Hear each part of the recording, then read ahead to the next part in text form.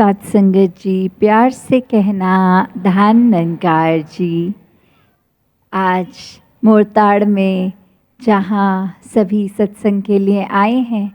और जगह का नाम जो मोरताड़, तो ध्यान यही आया कि जन्म जन्म से ये आत्मा कितने सारे शरीरों का, कितनी अलग अलग योनियों में ये जो शरीर धारण करके ये कन्फ्यूजन में कि असल में ये आत्मा क्या है, तो कैसे ये इतनी मोड़ताड़ से होती हुई और फाइनली जब ये आखिर में मनुष्य योनि में आ रही है आत्मा, तो जीते जी इस परमात्मा की प्राप्ति इसी योनि में होना संभव है। कैसे ये सीधा मन का नाता फिर रह जाता है, कोई मोड़ ताड़ नहीं रहती कि आत्मा इस परमात्मा के साथ एकमिक हो गई, इसको दर्शन करके हर समय इसको अंग संग महसूस करके, और कैसे फिर भक्तिमय जीवन की शुरुआत वहाँ से कि जब इस परमात्मा को अंग संग देखा, इससे प्यार किया, इसको हर एक के अंदर इसके दर्शन किए, हर कार्य में इसको शामिल किया, तो वाकई ही वो जीना एक जीवन ही भक्ति बन गई। कैसे एक मनुष्य को आपसी सत्कार, प्यार, ये मानवीय गुण सिर्फ ऊपरी नहीं रह गए, ये स्वभाव में ही आ गए कि हर एक से प्यार करना है क्योंकि हमारे दिल में प्यार है। एक इसलिए नहीं करना कि अगर किसी का एक साथ अच्छा व्यवहार करेंगे तो वो कुछ लोगों के आगे हमारी वाह वाह होगी। तो कैसे जीवन में एक जिन भक्तों ने जो संदेशा दिया है शुरू से कि ये संदेश मानवता के लिए कि जीवन में आए हो तो इस परमात्मा को जान लो, इसके एक जो संभव है, अक्सर इंसान ये ही कन्फ्यूजन करता है कि एक परमात्मा को प्राप्त करने के लिए तो बहुत जन्म लगेंगे, तो वो बात कि ये जो जन्म मिला है उसी जन्म में अभी के अभी ये परमात्मा प्राप्त हो सकता है। और हर धर्म ग्रंथ यही कहता है कि जिस पल इस प्रभु को पा लिया उसी पल से असल में ये जीवन शुरू हुआ सही मायने में, वरना भरम भुलेखे अंधकार अंधविश्वास में ही एक जीवन कट जाता है। और जैसे अंधविश्वास में भी अक्सर यही बात होती है कि हर कोई भी कार्य कर रहा है, उसके पीछे कारण नहीं पता, किसी ने कुछ कह दिया उसको मान लिया, उसके पीछे एक अपना विवेक, चेतनता, बुद्धि नहीं लगा के सोची कि किसी ने कह दिया और हमने एक कि हर कोई भी कार्य लॉजिक अगर नहीं तो वो एक अंधकारमय बात है। इसी को और दासी एक स्पष्ट करने के लिए एक कहानी का सहारा लेगी कि कैसे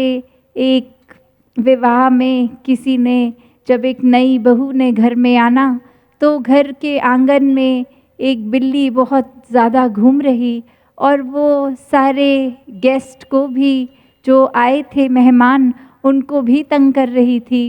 तो कैसे एक उस समय के लिए एकदम इमीडिएट सल्यूशन की एक फटाफट अब हम क्या करें, तो वो बिल्ली को एक टोकरी में थोड़ी देर के लिए डाल दिया और अब वहाँ बहू का प्रवेश उस घर में, और उसने एक ये बात देखी कि यहाँ एक स्वागत होता है तो एक बिल्ली को टोकरी में डालकर स्वागत भी किया जाता है, घर के कोने में वो बिल्ली टोकरी में रहनी ज़रूरी। और आगे जब बहुत वर्ष बीत गए, अब उसकी जो घर में बहू आनी तो तब एक ख़ास बिल्ली मंगवाकर, एक ख़ास टोकरी मंगवाकर उसको घर में रख दिया कि अब ये एक शायद रिवाज है, ये एक परंपरा है। तो उस समय तो उसके स्वागत के समय तो कोई ये बात नहीं थी, बस एक कन्वीनियंस, एक सुविधा के लिए वो एक घर में कि बिल्ली तंग ना करे ऐसा कर दिया गया। और आगे फिर उसने अपनी सारी पीढ़ियों को ये सिखाया कि विवाह के समय ये एक रिचुअल है, एक बिल्ली लाकर टोकरी में डालनी। तो वही हालत इंसान की आज हो गई है कि जगह जगह भटक के जितने मुंह उतनी बातें, हर एक से कोई बात सुनकर उसको बिना अपना दिमाग लगाए ये बिल्कुल ही बात कि ये परमात्मा ने चेतनता, ये दिमाग, ये बुद्धि क्यों दिया है। बस किसी ने बोली, उस बात को चेक किया नहीं किया, फैक्ट चेक के बिना 10 लोगों में और जाके बता दी। तो इसमें तो वही बात कि दिमाग होते हुए भी क्या किया इंसान ने।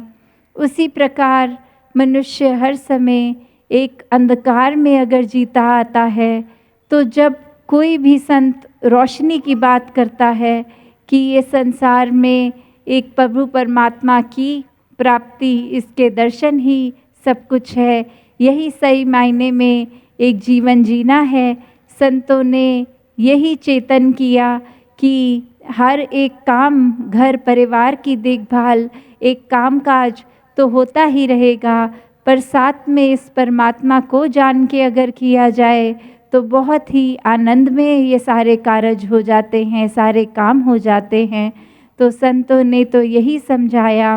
कि हर पल प्रभु को देखो, पर ये दुनिया फिर अपने अंधेरे को ही इतना सच्चा मान चुकी कि किसी ने रोशनी की बात भी करी तो उसी को झूठा मान लिया। उसके लिए सच्चाई ही जब ये अंधेरा बन गई इतने समय से, एक झूठ में रहने की आदत, तो सच भी कड़वा लग रहा है। सच को सच ही नहीं मान रहे, अपने अंधकार को ही सच मान रहे हैं। तो कैसे संतों ने युगों युगों से ये चेतन किया,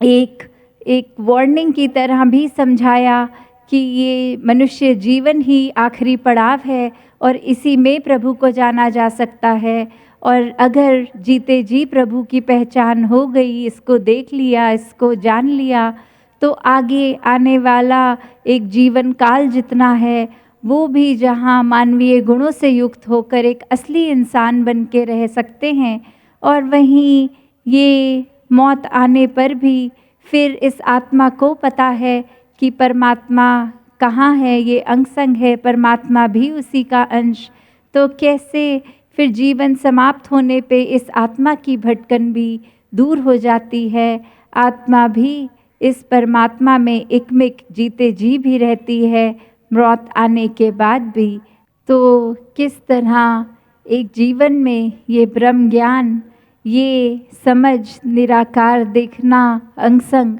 तो कैसे ये ब्रह्म ज्ञान सिर्फ लेना भी काफ़ी नहीं है, एक जीवन में इस ब्रह्म ज्ञान पे जीना, उसके बाद की कड़ी कि ज्ञान लेके अगर उसका इस्तेमाल ही नहीं है तो जीवन व्यर्थ है। तो ज्ञान को हर समय अपने कर्मों में डालना। एक इस पे भी छोटी सी कहानी जल्दी से दासी, आपका समय और ना लेते हुए, कि कैसे 2 भाई घर में, एक माता पिता दूसरे शहर गए और उनको घर में छोड़ के, एक बड़ा भाई और एक छोटा भाई, और जब रात हुई तो छोटे भाई को कुछ घर में आवाज़ आई और वो बड़े भाई को कहता है कि कोई आवाज़ आ रही है, शायद कोई चोर घुस रहे हैं घर में। और वहाँ बड़ा भाई कह रहा है, हाँ सही बोल रहे हो, कोई तो आया है। और फिर वो छोटा कहता है कि जाकर देखो कि अगर चोर हैं तो कोई डंडा हाथ में ले जाओ, कोई शोर करो ताकि उनको पता चले कि हम जागे हुए हैं, ताकि वो घर में प्रवेश ना करें। तो वो कहता है कि हाँ ये बात तुम ठीक कह रहे हो, और वो अपनी जगह से उठता भी नहीं है।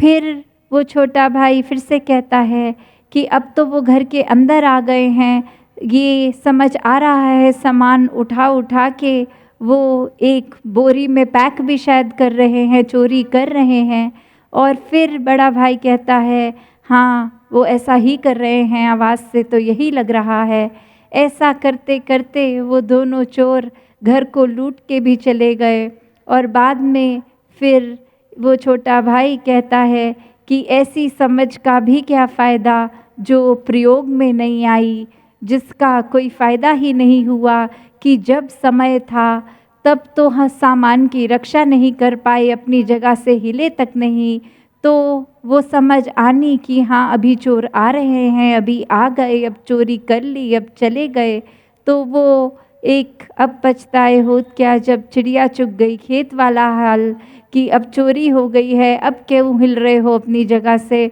उस समय तो कुछ किया नहीं चोरी रोकने के लिए। तो कैसे एक वो बात कि ज्ञान अगर ले लिया और हर समय जीवन के जो स्थिति है उसको एक ऑब्ज़र्व भी कर रहे हैं, एक क्या हो रहा है देख रहे हैं जीवन के हर पहलू को, पर ये ज्ञान के साथ ये जो चेतनता कि अगर वो उठ के बाहर चले जाते तो चोरी होने से भी रोकते, उसी प्रकार एक हर समय अपनी चेतनता को रख के हर कोई जहाँ ज्ञान को उपयोग में लाकर अपने जीवन को एक सुंदरमय जीवन जी सकता है और इसके आसरे ही फिर सारे डिसीजंस जीवन के एक संतमति के अनुसार हो जाते हैं कि संतों की सोच को अपनाकर एक जीवन हम भी संतों वाला जीते हैं। तभी एक सत्संग का भी महत्व इतना है कि एक सत्संग जब भी मिले तब कर ली जाए, क्योंकि संतों की एक बोली एक बात के पीछे मतलब ये एक इंसानों को चेतन करने का ही है कि अपने जीवन को एक अच्छी तरह जीने की शिक्षा, और सिर्फ वो शिक्षा ऊपरी नहीं, अंदर से ये अपने मन को परिवर्तित करके चेंज करके भावनाओं को फिर अपने जीवन में वो आदत बनानी। तो कैसे सत्संग सेवा सुमिरन सबका ही महत्व इस निराकार को हर समय के लिए और ज़्यादा अपने दिल में बसाना है। तो जो मन को परिवर्तित करके चेंज करके भावनाओं को फिर अपने जीवन में वो आदत बनानी। तो कैसे सत्संग सेवा सुमिरन सबका ही महत्व इस निराकार को हर समय के विश्वास को नहीं अपनाया, अपने जीवन को जो सही चीज़ सही तरीके से करे वो मुबारक, वरना तो फिर कुछ भी किया वो एक सुपरस्टिशन की तरह ही, एक अंधविश्वास की तरह ही बन जाता है। तो संतों ने कभी भी अंधविश्वास को नहीं अपनाया। अपने निरंकार जी।